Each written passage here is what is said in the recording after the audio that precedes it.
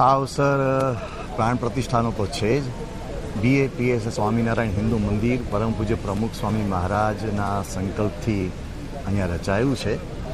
પરંતુ હકીકતે આ માત્ર પ્રાણ પ્રતિષ્ઠાના ઉત્સવ કરતાં બે સંસ્કૃતિઓનો ઉત્સવ છે. બે સંસ્કૃતિઓના પ્રયાગનો, સંમિલનનો, સંગમનો આ અવસર છે. એટલે ખરેખર ખૂબ જ ઉમંગ, ઉત્સાહ બંને તરફ દેખાય છે.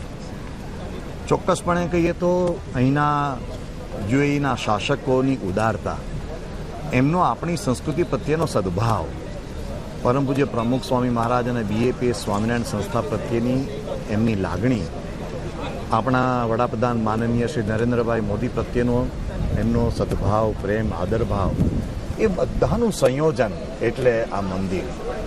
આ મંદિર એક એવા પ્રયાગ સંગમ ઉપર રચાયેલું છે કે અહીંયા ગંગા, યમુના, સરસ્વતીનો સંગમ છે, બે સંસ્કૃતિઓનો સંગમ છે, બે વિભિન્ન વિચારધારાઓનો સંગમ છે, બે રાષ્ટ્રોનો સંગમ છે.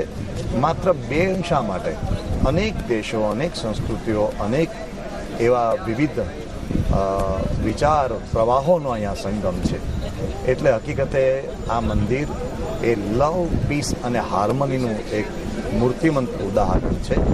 એના પ્રાણ પ્રતિષ્ઠા મહોત્સવનો ઉમંગ ભારતના માનનીય વડાપ્રધાન શ્રી નરેન્દ્રભાઈ મોદીથી લઈને એક આમ શ્રદ્ધાળુ સુધી જે દુનિયાભરમાં ફેલાયેલા છે, એ દરેકને એટલો જ ઉત્સાહ, ઉમંગ છે.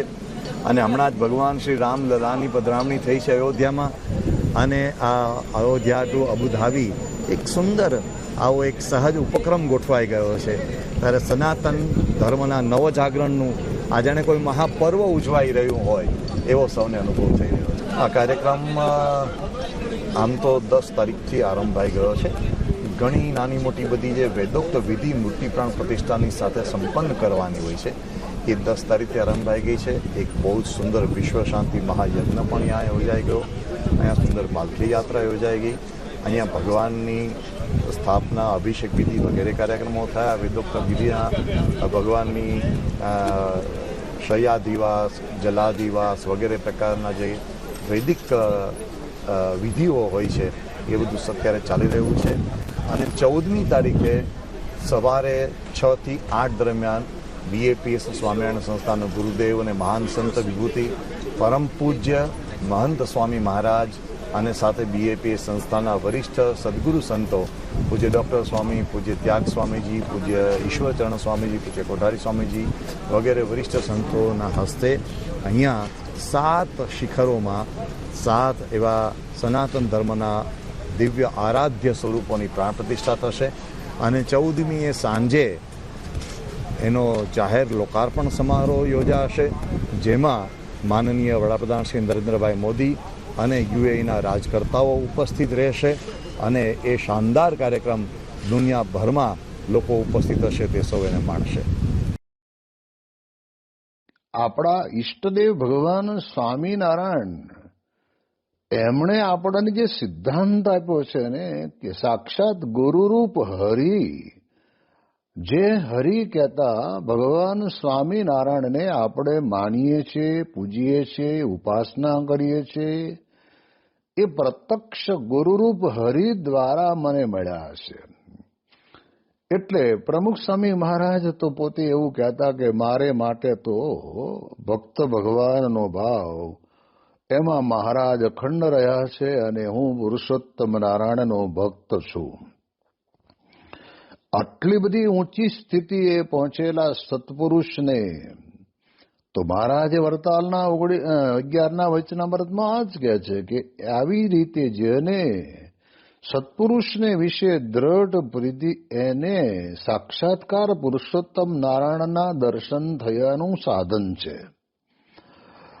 હવે આપણે આ પ્રથમના 54ને અતિશય વિશેષ કરીને પ્રોત્સાહિત કરે એવા વચનામૃતના શબ્દો આપણે સાંભળ્યા. તો આવા લક્ષણયુક્ત જે સત્પુરુષ છે એમાં જ આપણે જોડાવાનું છે.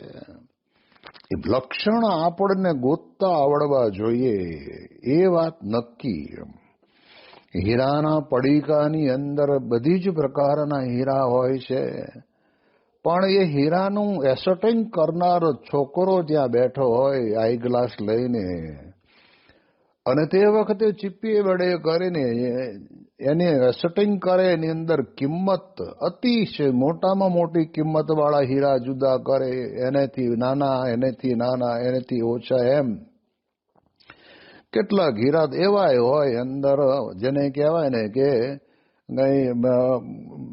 ઓલી શું કહેવાય, એની વીક બરાબર હોય ની, અંદર સારી બાજી ગયેલું હોય, ધૂંધળું દેખાતું હોય, ભલે હીરાના પેલ પડ્યા હોય, પણ એમ આપણે જાણી લેવાનું વચનામૃતની અંદર આવા ગુણાતીત સંતના લક્ષણ લખ્યા જ છે,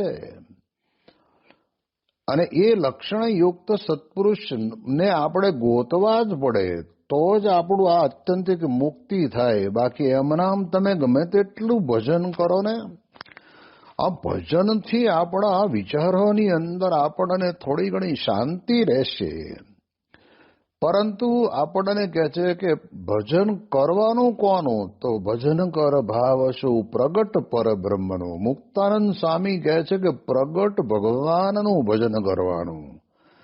સત્પુરુષ છે, સાક્ષાત પ્રગટ ભગવાનનું સ્વરૂપ છે, એમાં અખંડ ભગવાન રહ્યા છે, તો એમની જે ક્રિયા છે એ કોઈ માયિક ક્રિયા છે જ નહીં, એ અમાયિક જ છે.